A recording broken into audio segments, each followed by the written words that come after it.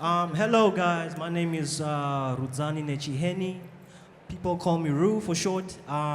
Just quick intro in terms of who I am. So I'm the editor-in-chief at global context company BrandReserve Core, and part of my responsibility is to oversee our media ecosystem, which contains some platforms, being 10 and 5 is one of them, and I'm here to represent 10 and 5, and I'm here obviously to moderate an amazing conversation titled The Threads of Majesty, right? Unveiling the artistry of costume design for Shaka Ilembe. And I'm here to have this conversation with some special ladies, special queens, some special people that I will announce as part of like my panelists. Starting with Mpo Queen Mary Motlatle, who is the owner and leader of 360 grooming company House of Queen, that has an extensive and impressive list of works and projects such as The Lion King. She's worked on District 9 as well. She's worked with like some A-listers such as the president, the late president Nelson Mandela, Zuma as well. You also worked with some President Zuma as well. And then right next to her we have Professor Hlonipa Mokeona, historian and associate professor and researcher of WITS Institute for Social and Economic Research, who also has articles that have been published in publications such as Journal of Religion in Africa, Journey of Natal, and Zulu History, just to mention a couple. Right next to her, we have Sheli Masondo, highly acclaimed film stylist and costume designer known for her works and contributions to various films and theater productions such as Black is King with Beyonce, How to Ruin Christmas, right? As well as her recent works on Shaka Ilembe Season 1. Please give them a hand of applause before we begin. Jeez. Cool. So before we kind of get straight into the questioning part, I want to give the ladies an opportunity for them to introduce themselves. So I know I kind of briefly gave people a little bit of introduction, but I think it will be quite crucial for you guys to introduce yourselves so people can get that personal insight. So starting with Queen, and then we can go to the professor, and then Sheli can obviously wrap it up. So Queen, yeah, your mic is on you. Hello, everyone. My name is Queen Motlatle, CEO at House of Queen. We service the film and television industry, both locally and internationally, with hair and makeup artists. We have branches in Johannesburg and Cape Town. Professor? Okay, for me, the hardest part is just about telling you about my job, because that's not the reason why I'm here. I'm Hlonipa Mokeona, and as you heard, I work as an associate professor.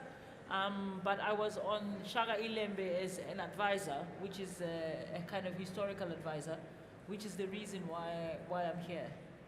So, Sheli, over to you. Hello, everyone. Yes, I'm Sheli Masondo. Been in an industry for over 15 years. Started out as a fashion designer and branched out into filmmaking. Yeah, I just love. I'm passionate about storytelling and bringing director's vision to life. Yeah, that's what I'm all about. Okay. Thanks, guys, for that. And I want to move forward by asking a question to all of you, just to get things going, right? Just knowing that viewers would be watching the show through a combination of obviously being entertained. There's also a historical element to the show as well in terms of history and education. How did the weight of the importance of Shaka Ilembe affect your creative and contribution processes? Starting with you, Queen, and then we can go to Professor and then Sheli. Okay. I've been brought into the show, obviously, to do what I do best, which is designing. So I came in as a hair and makeup designer for the show. And bearing in mind that history and research is most important in the show. So we have the professor, a historian, we have a costume designer, research was done. So all I had to do was to complement with the hair, to bring in the hair elements that was done back then into life in today's. Yeah. Professor? My job was in part to find the images of the hairstyles that Queen then had to work with. And I can remember at some point we had a conversation in which you whispered to me and you said, but I'm not a Zulu. How am I gonna do these hairstyles? And I was like, well, it's not about being a Zulu. It's about the artistry behind it. And I think many people who've watched the show were very surprised to discover all the very beautiful and adventurous ways in which people did their hair at the time. And some of the hairstyles almost seem futuristic. So, I mean, my job, in a way, was to make sure that we stay on historically valid grounds so that we don't go too Afro-futuristic and then also not too tribal, in the sense that we didn't want to create, at least from my perspective, a kind of the Zulus as a tribe, but we were there to create an African aesthetic where each hairstyle of each character, in some ways, some of our major characters have very distinctive hairstyles, which even at the time, I think people would have struggled carrying around, but we pushed the envelope and had them on set wearing those hairstyles, the izikoko, the izikolo, and the human hair. So really my job as a historian was to make sure that we don't go too far off the deep end.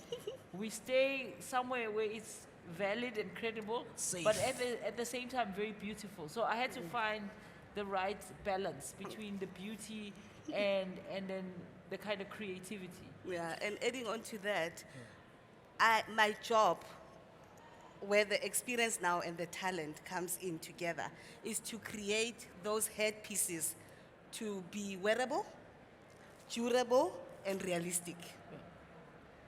And that's a process. Right. I can write a book about that. Sheli, any two-piece from you? When I came into the job, first of all, this was a story that was very close to heart, to home. We've always had and watched the Zulu story we've read about it in school.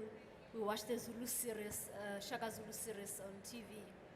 And I wanted to be a part of telling a story in our, from our time, like with the tools that we have. And also the research process of it introduced me to layers of how creative our ancestors were. And for me, the journey was to actually have a hand in retelling the story through costume. Yeah, I actually have a question for you specifically, Sheli, because I am aware that it took over a year of research to obviously get the costume and styling sorted, to a point where you even interacted with some elders that are still practicing the original way of creating like traditional garments, for example. I just want to just find out, maybe you can just elaborate on how that process made you feel, because I can only imagine that it was a special research job that you went through. Can you just share some insights on how it made you feel to be a part of that researching process? Coming from a background of having studied fashion design, so the crafting processes are is something that I'm aware of. It intrigues me, and I always want to be involved in those, in that journey of storytelling. So when I went to KZN, it was after I had read all the articles they were in the net about what people were wearing in the 1700s. But then now we needed to get down to the processes of what those things were. What material did they use? And the only way was to actually go and try and find people that still have inherited from their forefathers and beyond the craft of creating those pieces. So it was quite emotional, because I sat there, and there isn't many of them, you know. And the beautiful thing about Zulu culture is that the Zulu people still are passionate about the culture, and only and that few people that still that still touch. I don't have the words for it, but that still want, that preserve and celebrate for instance, Istwaba, you know, are set with the elders, Zasem Nongoma, Abo Mama, and they would wake up in the morning and sit on the ground and are set with them there. And how they actually cut up the pieces and create a flared out skirt. I'm calling it a skirt now because of the language. But Isitwaba, you know, and using the goat hide and how they treat it, how they tan it. And then they still tan it and not in the modern way, in still the ancient way of tanning the skin. Preserve it and oil it and scrub it for months and months. I mean, one stwaba, for instance, takes about 3 months to make. If you place an order, that's because they will wake up in the morning, sit there under the tree, and actually work it by hand. And for me, that was like it moved me. It moved me Yeah. as a designer.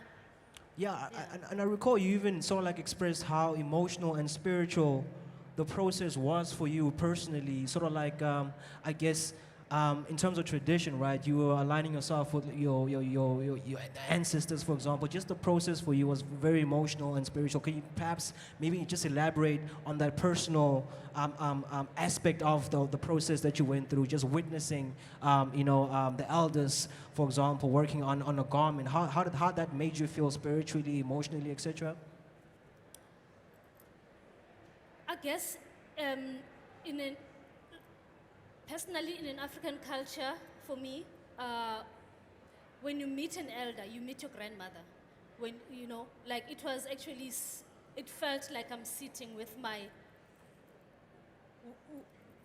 the presence of my grandmothers showing me this in order to prepare me for the journey of telling the story through costume. It's powerful. Professor, I'm going to just maybe pass you a question. I mean, your involvement in this process from a consulting POV, it just made sense, right? But you have to say yes to be a part of it. What persuaded you to want to be a part of this whole moment that's quite special for us? Well, I'll tell you a funny story, actually, in about 2018, because I went back and I looked at the email.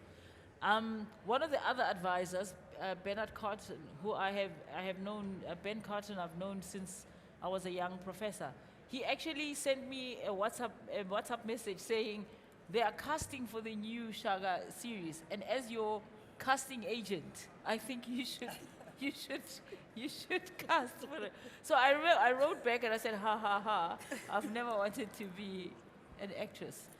And I thought he was joking. So then he writes back to me, he says, no, just show up at BOM at this time and we'll take it from there. So I was actually invited almost as a joke. As a kind of like, I don't know what Ben thought he was doing, but at that time I did not take him seriously at all. So the journey, especially of design, has been bringing, the hidden histories of many elements. So for example, brass.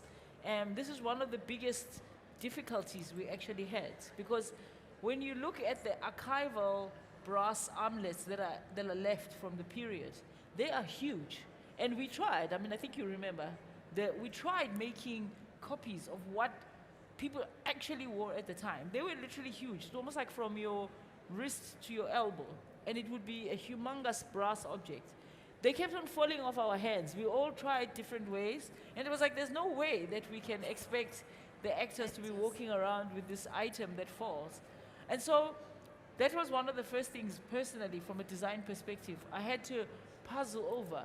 Is how did our ancestors then do it? How did they wear these huge pieces of sort of brass and heavy? Brass is heavy and hot. So on a hot day, when we were shooting, I would start feeling sorry for the actors because they were literally burning, like half of their arm would be burning because it's a heat conductor. All that dedication right there. Yes, exactly.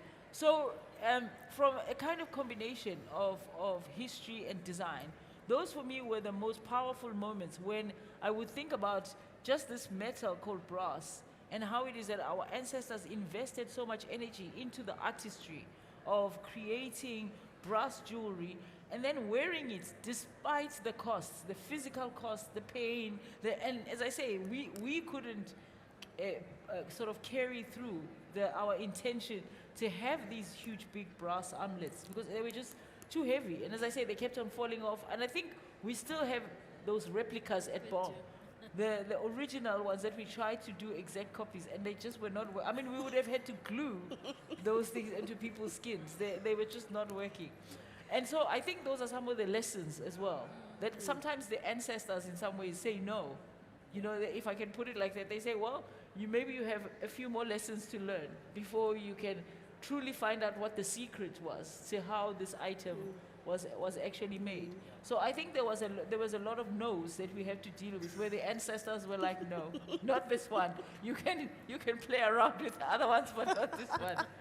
And Sheli, I'm going to ask you another question, and the professor, Sheli, Queen, you're free to also answer or add in, some contributions here. But Prof, because of how history inclined the show is, right? It's obviously, it was very important for it to be authentic, especially in terms of the costume and the hair and makeup. But when episode 1 aired, there was a little bit of a backlash, and people complaining about nudity and complaining about that and that.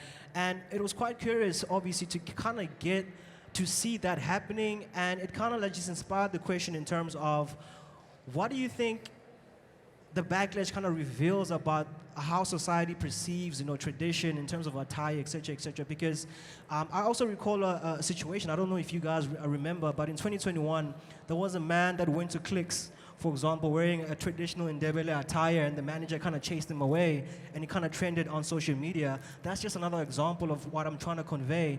But what's your opinion in terms of what that kind of backlash reveals about how society perceives tradition, in terms of attires especially? I think one of the first terms that I asked people to get rid of was the term nudity. I think we don't talk, it's just people are dressed differently. They're not nude. Because the whole, even in the Western world, the whole concept of nudity is an artifice. Nudity was an artist's word that has just become almost a popular term. It was artists who would draw nudes, right? Even in the Western world, most of the time people were fully clothed.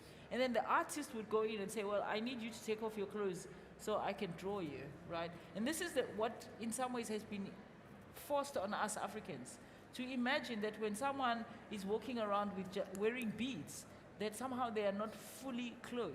From their perspective, they're fully clothed. And so part of what I try to emphasize in the whole design is that we had to give up those concepts, like nudity. And start to think of it as just a different way of dressing.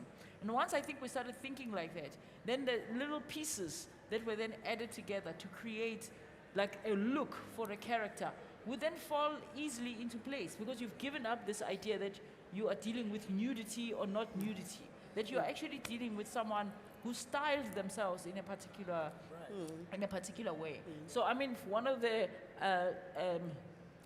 what is it called, the challenges that's coming, is that Shaka was called Inkosi Yasemashobeni. That's one of his Tagazel.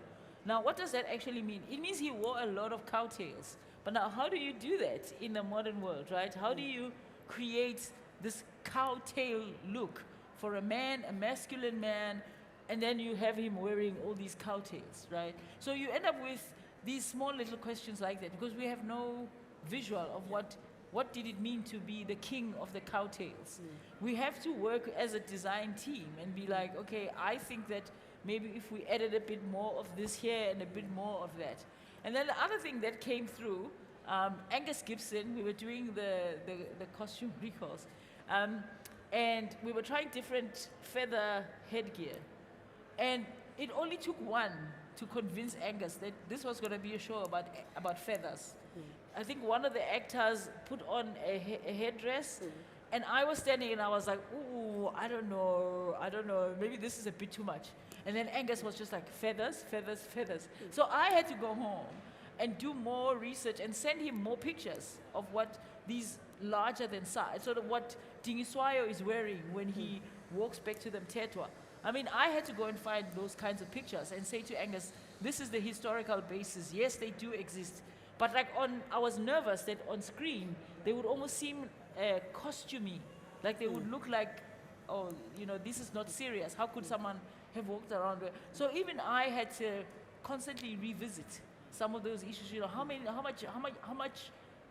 many feathers can you really put on someone's head to make it look not like a costume, but to make it look like something naturally the person would have chosen. So rather than talking about nudity, I think I would prefer people to move away from describing these images as being about nudity and move more towards it's someone who's dressed differently, whose idea of what it means to dress is different from yours.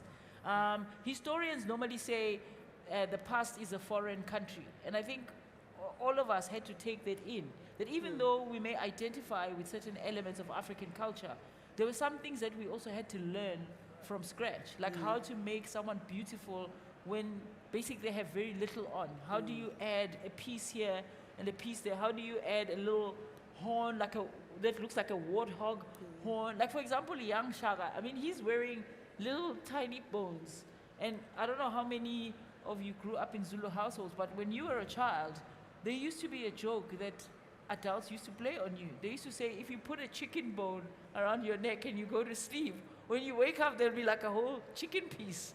So as children, so for me, when I watch the young Shaka with those bones, it would constantly remind me of that joke that they used to play on you. Like, really? Am I going to go to sleep with a chicken bone around my neck, believing that when I wake up in the morning, there'll be like a whole thigh there or whatever?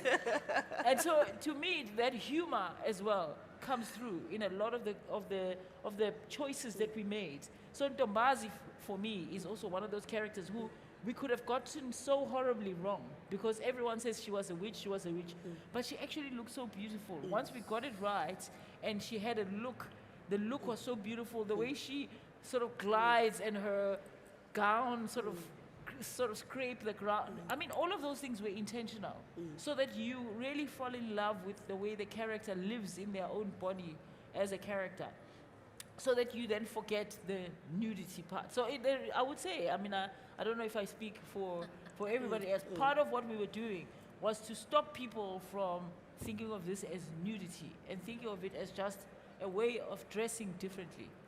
I mean, anything you guys want to add to that, Sheli, Queen? We had conversations. I mean, we didn't just decide that people, like a maiden would, do we go with a chest, with the breast showing on screen? It was discussed over and over again, and the only way to stay authentic, Ijiji which is a maiden, is a maiden.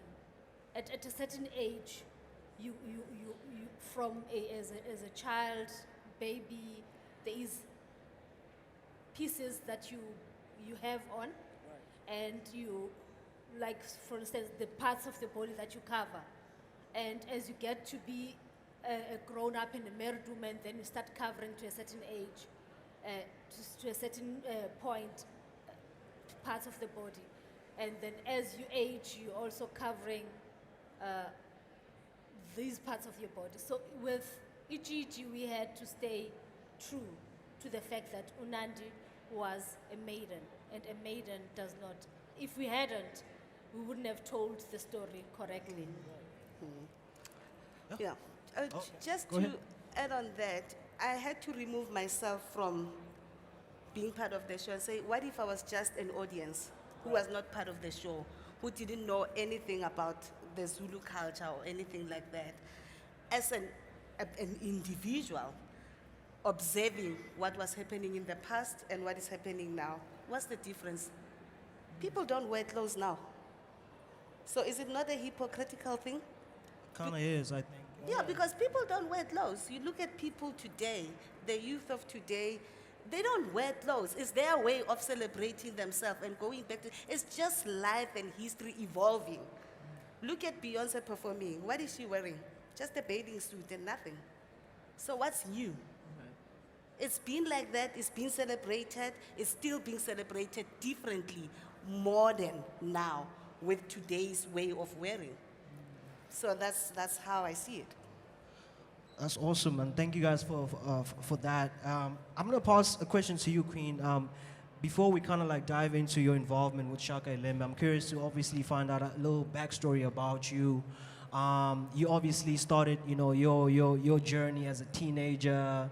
You went to college to study cosmetology as well. I'm curious as to find out how you shifted, your business into the film and television business, and perhaps you can also share sort of like the first film, TV projects you worked on before we get into the Shaka Ilembe, just to give people a little insight. Okay. My story is long. Summarize but it, please. I'll cut it short. I wanted to be Miss South Africa, but I was never thin, as you can see me. So I thought maybe I can make them look beautiful. So I started playing with my mom's makeup. But as a teenage mom, I was told that I need to have a proper job so I can buy a house and have medical aid and. Coming from a family of professionals, thinking that what I want is not a profession. You know, so I had to choose. I had to be very smart and choose a company that I want to work for professionally. And I chose multi-choice only to get to Mnet, to do what I want to do, but then SABC came. So my first job was Morning Life. So I then worked at SABC News. That led me into being a makeup artist personally for Nelson Mandela, then Thabo Mbeki and Zuma. In between, I was doing other things, Hustling Magazine and all. So I became too popular too quickly and in demand, but because of the knowledge and the background of working in a corporate world, and also being one of the top 10,000 women that were sponsored by Goldman Sachs to study MBA at Gordon Institute of Business, I had to marry the two. So I'm an artist, I'm a businesswoman. So how do I multiply myself? I then informally taught kids that are underprivileged, that were looking up to me in my township in Alexandra, as to what I do, how to navigate around it, how I can create sustainability in an industry that doesn't believe in it, by making sure that they get work. But how can they get work? Because my school is informal at that time. No one knows more about it, no sponsors. It's just me and the little money that I have and my time to transfer the skill. This is before I went to LA to do my master's in special effects. So teaching them and taking them to set with me and begging my clients to say, I'm going to bring a teenager who wants to learn. You don't have to pay them, but they need experience. So it became an on-set makeup school that is trending now, that Johannesburg now we have 40 makeup artists that are on different jobs. We have our biggest client, which is Bomb Production. Thank you, Desiree, who employs my students at all her shows, House of Zwede, Shaka, and many more to come. So now we are here opening a branch in Cape Town, and we are received well. So that's my story. I mean, with that said, Queen, I mean, obviously you were responsible for the immaculate hair and makeup on Shaka Ilembe, but you've worked on other crazy production shows, etc. But this one just feels very special, right? Could you perhaps just talk about your experience in terms of working on Shaka Ilembe and just how it was for you? Just give us a little experience, a breakdown. As Professor said, I was nervous. I'm like, how on earth I'm going to do this? And Sheli, my friend, says, friend, let's make history. She's very soft-spoken, so everything she says, I'm like, how, friend? These things are not store-bought. I have to make this hair, How do I source? Where do I source? Now I'm cracking my head because now I have to make this thing. It's time-consuming. It has to be wearable. It has to be realistic, like I've mentioned. We have a Senzanga Corner who is fighting for Nandi in the water. He has a beautiful haircut because he's in Kant in the Today's World on another show. Now I'm taking this boy to 1700 and creating this hairstyle that I have to stitch. That when he is fighting in the river, the hair doesn't go with the river. It doesn't go with the water. So how do I do that? How much time do I need? What sort of fiber? Where can I source this? How can I create it that it doesn't flap? So that whole experience forced me to think deeper, and forced me to search you know, and play with things. Some mistakes happened and some mistakes turned out to be so beautiful, you know, that only I know that it was a mistake. And Desiree and Enga's like, wow, Queen, that's beautiful. I'm like, only if you knew. You know? So, and you look at also, because you are collaborating, I'm looking at what Sheli is doing. I'm listening to what art department, I'm seeing this heart. Can you look at that? Can you see how little that door is? Have you seen Tombazi's hair? Now I have to say, Engas, is there any possible way that you can shoot her inside? How is she going to get in? So now I'm creating a masterpiece that is removable. So the blueprint that I'm using is heavy as a structure because it has to hold. As you can see it after the show, you can go outside and touch and feel if you are allowed. You know, so now it's all those little elements that kept me so interested to see how far I can push and how it's going to look on television. We had other artists with receding hairlines. Now we have to give them hair because they don't have anything in the front. Where and how? You know, what do we mix with what to make sure that it stays? It's dusty, it's windy, it's raining, you know. We shot in all kinds of weather, you know. And now you have your Abdul Khoza, who is fully covered with tattoos. Now I'm still waiting for my order from overseas for the non-remove makeup. Now I have to put foundation on him and beg him not to wear a jacket because it's going to remove. And now I have to promise him to buy him whatever that he wants. Now I'm bribing, you know, to say, please don't wear your jersey. It's like, Yabanda, he's from Natal. They can't stand the cold, you know? So it's like, it's been a lot of challenges and people don't know.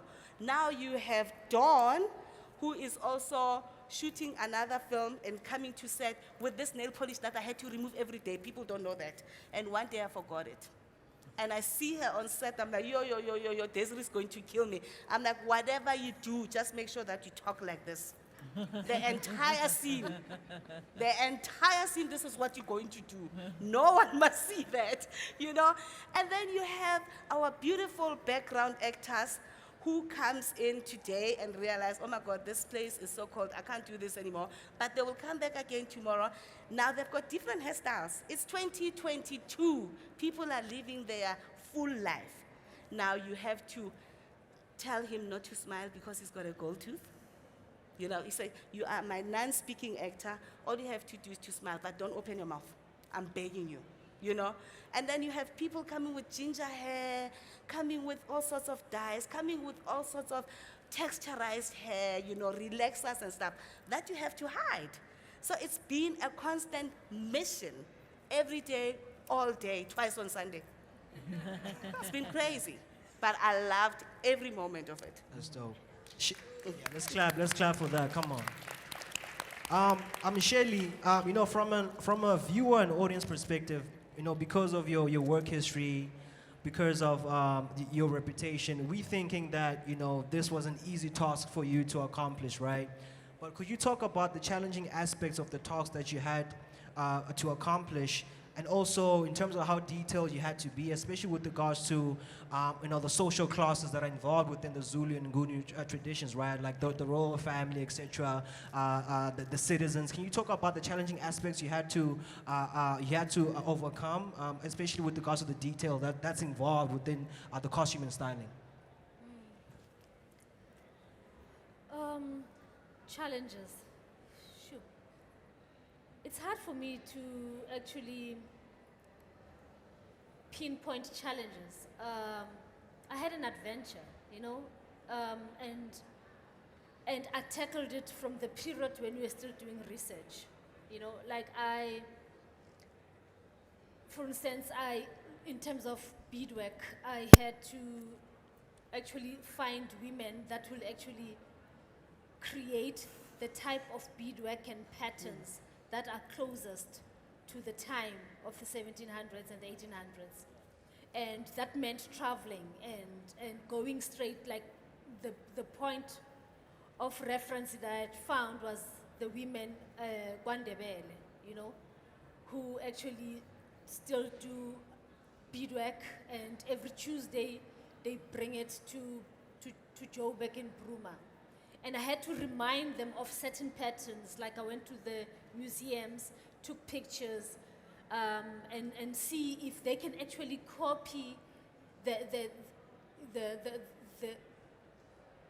art of putting together beads in a certain way, because it's not like you see it now. It's not like you actually, the one that you actually buy from a street market currently.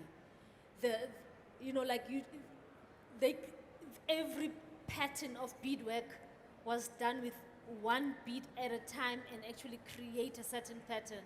And they were amazing at it. And I had to remind them. They would sit there and actually do a sample for me, and I would say, okay, let's try another format, because you have to be as close to this. And I actually was intrigued at how they would also sit together and remind each other. Like, you remember that that gogo that used to do the beads there, wherever, and you know.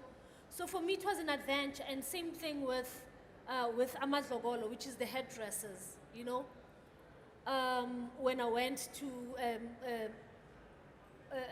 Dalton in KZN, and I found this old man, Ubabungubane, that did the feathers. And it's not just taking a feathers and putting it in your head. It's actually shave it in a certain pattern.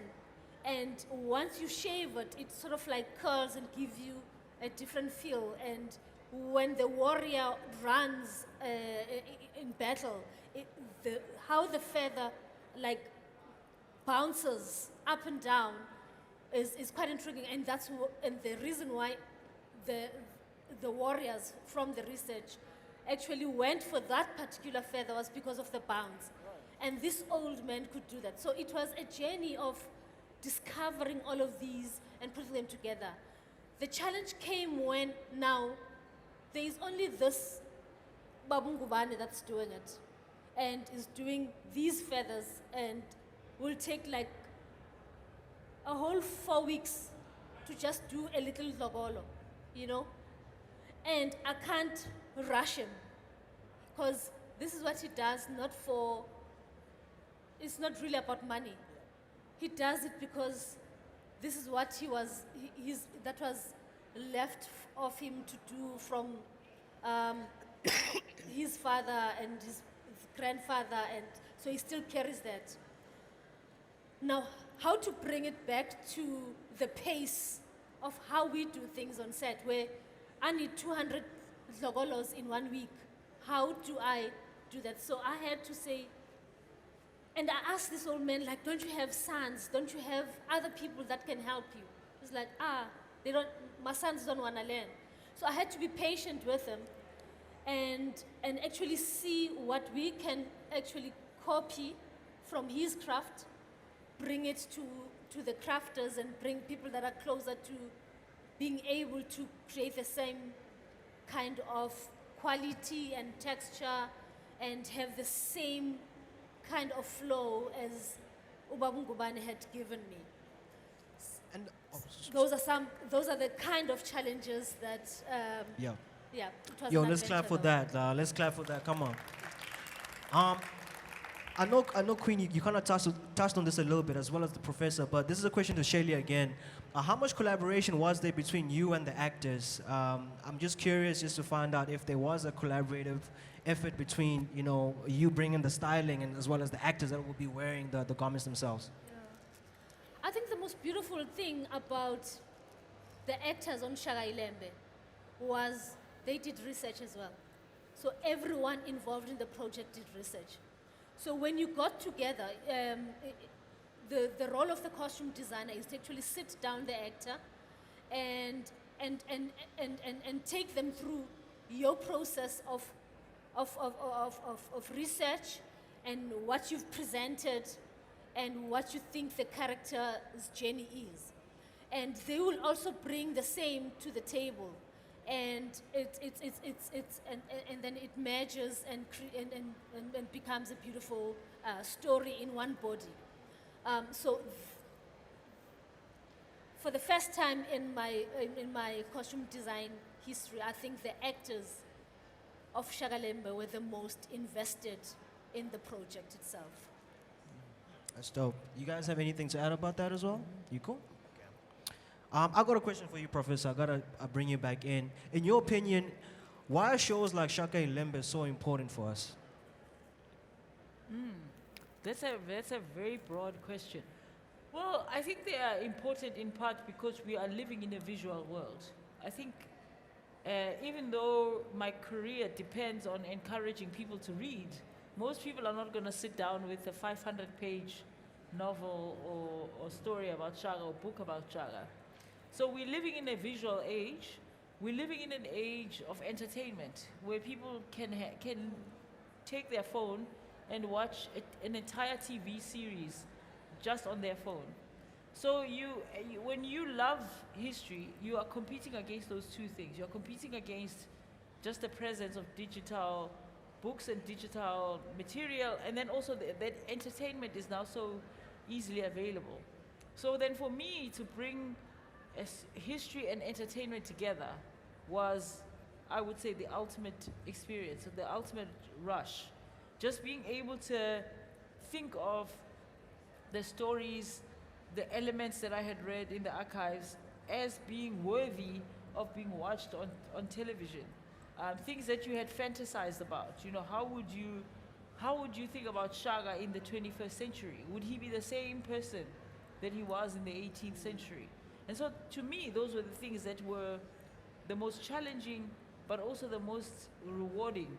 Because when you then see the final story, you realize that history has come alive in a way that I would never have been able to do it as a historian on my own. I would never have been able to create this much beauty, this much content, and this much interest, all just because I've published a book on the same period. And I have another question for you again. What do you hope viewers are taking out of watching Shaka Ilembe, especially like from the narratives that are obviously being explored, as well as the cultural representations that we're experiencing through the costume and styling, as well as through the makeup and hair as well? What do you hope viewers are taking away from just watching the show itself? I would say that even though the show is about the founder of the Zulu kingdom, there's a story that is a Pan-African story. And I think both Queen and Sheli had that experience of actually having to go to other parts of the African continent to find some of the elements that we added. So we pay a kind of homage to the whole continent in little elements where we had to borrow from the rest of the continent. So that's the first one, is that Shaka is a Pan-African hero. I mean, if anything, I'd like people to take that away from the show. And then the second one is that none of us will ever know who he really was. So I mean, now I sometimes get those nightmares where I think, what if he just rises from the dead and says, you people have got me all wrong, and I'm going to kill all of you, you know? I mean, that kind of fantasy when you are in the shower, you're like, what if Shaka rose from the dead and said, I just came back just to tell you how wrong you are. You know what I mean? None of us will ever really know what the man was like. And the best that we can do is to pay our respects to him when we portray him and say, this is who we think you were. Yeah. Are we right or are we wrong? So that for me, that almost like asking for permission, even though we knew we were going to make a movie. And I think everyone on set experienced these spiritual moments where you're thinking, why am I here? Why am I part of this production? Somebody even said, if we had known what we were creating, we would never have created it. We would have been so awed by it. We would have been like, oh no, that's not me, that's not my moment. But in a way, I think each one of us experienced this spiritual connection with many of the characters. So I think, even though it's not obvious in the series, you know, it's entertainment, it's a story. There was a lot of spiritual moments that I think each person experienced. So it's the spirituality, it's the Pan-African story, but also, as I say, the idea that Shaka could be sitting on the other side thinking, what are you guys doing? Yeah, like, this is not it. That wasn't me. I didn't do it. It wasn't me. Just to add on what okay, Professor go ahead. has mentioned about it being a Pan-African story, you know, research made me regret why I processed my hair. You know, finding out about the beauty of natural hair. You know, the hairstyles that were our ancestors were doing, you know, with the limited resources that they had, the masterpieces, the artwork that went into those hairstyles. And now we are suffering because now our hairs are processed, now we can't redo that. You know, some are like, I'm looking at your hair, please don't touch it. Please do not put chemical on it. You know, there is so much, there's so much beauty in the naturalness, the authenticity, you know, and we should be proud of ourselves and make them proud. They left us a legacy that we can take from now on. I see now, all my hairstyles are going to be trending. I'm getting curls already. People are getting married. It's wedding season is September. Everyone wants to get married with Nandi's color, you know, Ntombazi's color. Everyone wants that. They don't want to process anything now. So we've set a trend, and now we have followers. It's a beautiful thing. Strive for that as well. Yeah, I mean, my next question to you, Queen, actually echoes what you kind of like spoke about right now, because, you know, over 400 hairstyles and wigs involved on the show. I actually wanted to ask you about that researching process that you had to go through to obviously also meet or at least accomplish the task that you had, especially with the detailing, right, of the grooming as well as, you know, the hierarchy in terms of like the social classes that are involved in the hairstyles and stuff. Can you perhaps just talk about the research that you went through to get the looks that we obviously are experiencing on TV, but as well as talk about the distinctiveness that was involved with regards to the royal family, the citizens, etc. Can you just elaborate on that? Okay. So obviously I've worked with Professor and with Sheli closely and understanding the hierarchy. And also when you read a script, you don't read it as just a hair and makeup designer. You read it as an actor, you know, you read it as a costume designer. You want to collaborate and involve everyone in it. So I'll make an example. When I saw what Sheli was designing for Ntombazi, I mean, I'm like, that drape, she's the queen. So as other queens from other tribes and stuff like that. But she is regarded as a witch, you know, and she is a shiro, she is strong, you know. She is saying to the husband, if you stand in my way of making my son a king, I'm gonna kill you, you know. Straight up. Now, straight up. So she is that diva. And now she has this thing that is draping. I mean, I wouldn't have done justice if I didn't give her the biggest and the humongous color, you know, because she made it rain. You know, the draping and the hair best described her. And now we have who? We have Kavonina. You need to back her up. You need to bring up the best in her. You know, give her what she wants. She'll give you what you want. You saw what we gave you. We saw what she gave us, right? Yeah. So it's things like that. You look at Nandi, the beautiful girl, who we start her with Benny and Betty. That's what the white people said to us about our little umqino, Nobesuweza, because they were not calling us with our African name. As you're calling me queen, my name is Mpo. Yeah. Yes. Sure. I'm going with the... You know? Yes, but we understand. It's okay. Yeah. So we started with that. But even as a young girl, she was a pretty girl and she was aware. She will pick up a feather and put it in her hair. So as you see transitioning from young Nandi to Nandi in the Zulu land, to Nandi at Kwabe with the stepfather of the nation, Gendeane, you know, you see her moving to Mtetwa. She had an afro, but her afro was detailed. Did you see the front of her afro? It was just not an ordinary afro. Nandi's afro had flowers. She was that girl, you know? So you look at the personality, the character of the actor, and you bring it to life.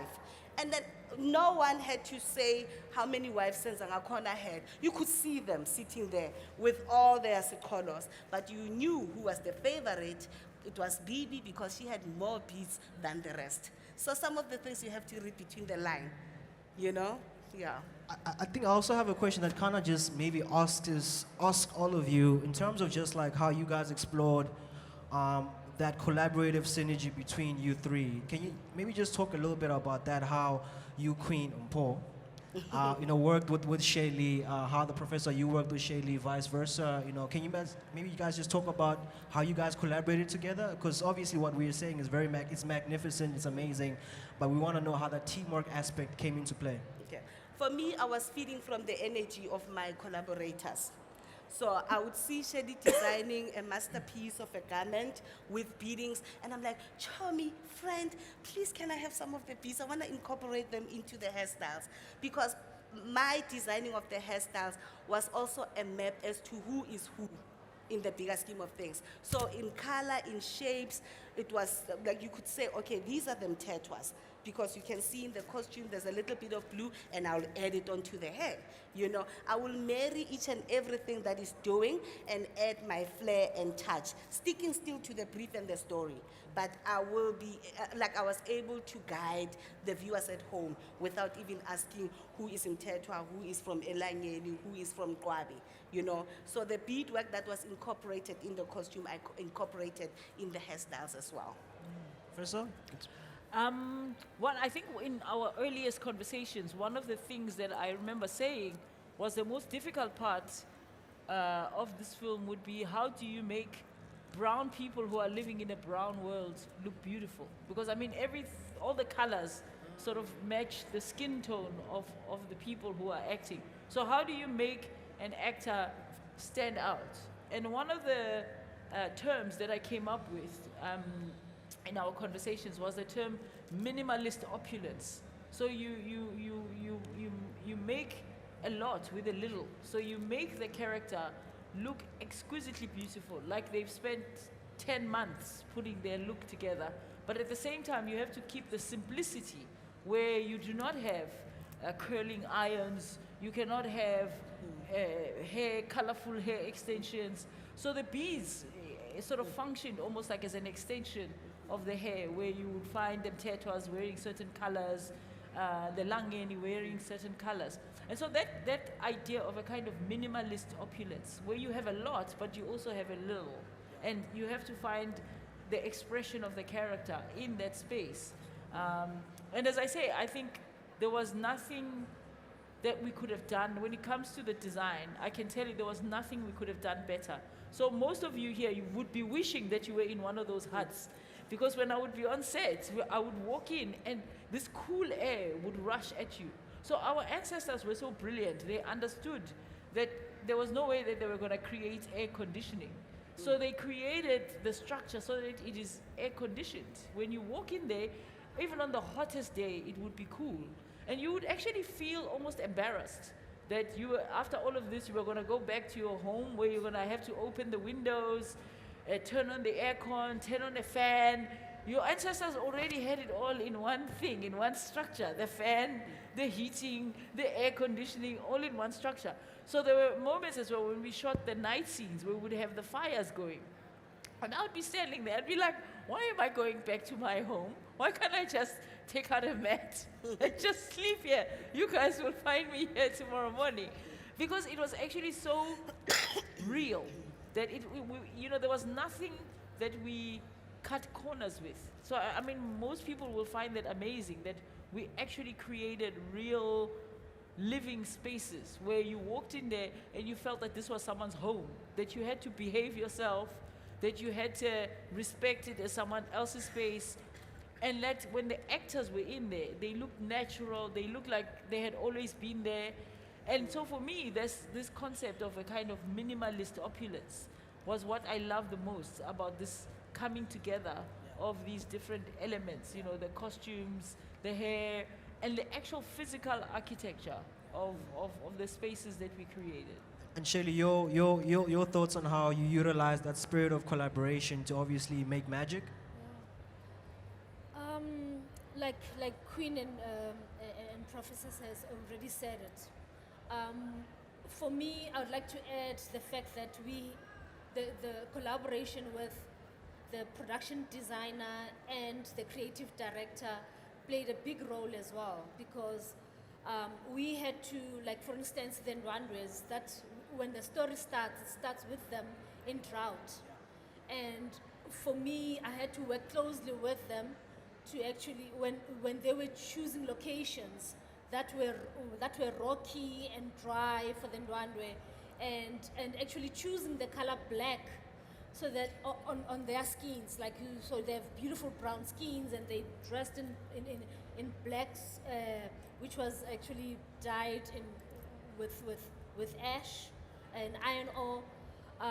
So it's that collaboration between me and art played a big role in actually deciding on what colors would actually tell a real story and stay authentic and also be cinematic eventually when it's showcased. Thank you guys for that. I mean, we're about to wrap up, but I have one last question for all three of you, putting you guys on the spot. What word would you use to best describe Shaka Ilembe? I'm just curious. One word you would use to describe the show. Let me start with you, Professor, because you're giving me the eye. One word. Oh man, that is like a very difficult question. I know, that's why I asked it. Well, I don't know. Mind blowing is one word. With the hyphen, I mean. With the hyphen, yes. So I'm gonna take my liberties and say mind blowing. Mind blowing. Mind blowing. Sheli, one word. Authentic. Authentic. Mpo? Pride. Pride. Thank you guys, and I think we have some time for some Q&As. I don't know if anybody has a question for the panelists, but if there's one question there. Okay, there's a mic coming to you. Before we wrap up, let's do it. Before the question, Yeah. like I'm turning 40 next year, but I must say, since I've started watching TV or watching something visual, this is the best production that I've ever seen. No lie. Coming out of No this. lie. Everything is just, Tops. tops. But what appealed most also to me, the music, man. I would really have loved to met the composers or people who were part of the music. It's so beautiful. I listened to it on YouTube and like played. My son's like, "Daddy, you've been playing this for so long." I'm like, "Relax. I pay the rent. You don't do anything. Relax. I'm the one. The data you want, I pay for it. Just relax." The music. Hey, talk to the music. Who was involved? And I saw the credits, and there's a lot of people who are involved, but the praise songs have so much history. If you literally like, because I listen to the music and look at the words and read the words. So beautiful about our history. So beautiful. So wait, so what's the question? Who was involved in this? Oh, it's just a compliment. Okay, thank you so much. Thank you. Anybody else have a question? Please also introduce yourself and also know where you're from, etc. before you ask. Well, it's actually a statement that I have. Okay. I'm Majesty. So ngithanda ukubonga. Can I beneket? For sure. Ngithanda ukubonga as uMashezi ngudlaba. Kushukulazi. Kumlotshwa, kusigananda, ophuma enkandla, owavula inkandla ivaliwe, himlo. I'd like to thank you guys. It's more of just appreciating us as abantu besifazane, being in this role of portraying as a woman, looking at you guys, so colorful. The red, which is fire. You guys are elements. The purple, which is wisdom. The black, which is carbon. Siyabonga. Sibonga just for showcasing what is brilliant about us being black, being African. What is authentic. Siyabonga that my 9-year-old can look at himself as a melanated being and say, wow, look at that guy. So ukuba mnyama into enhle kanje. Siyabonga for just showcasing us. That's what I want to say. Thank you. Anybody have a question? I guess not, and I think that's a wrap, guys. Thank you so much for listening to this conversation. Hopefully, I did a good job, but thank you once again, ladies, queens, Paul, the professor, Sheli. Thank you, guys, and yeah, until next time, enjoy the rest of your day, guys. Thank you. Thank you. Thank you. Thank you. Yes.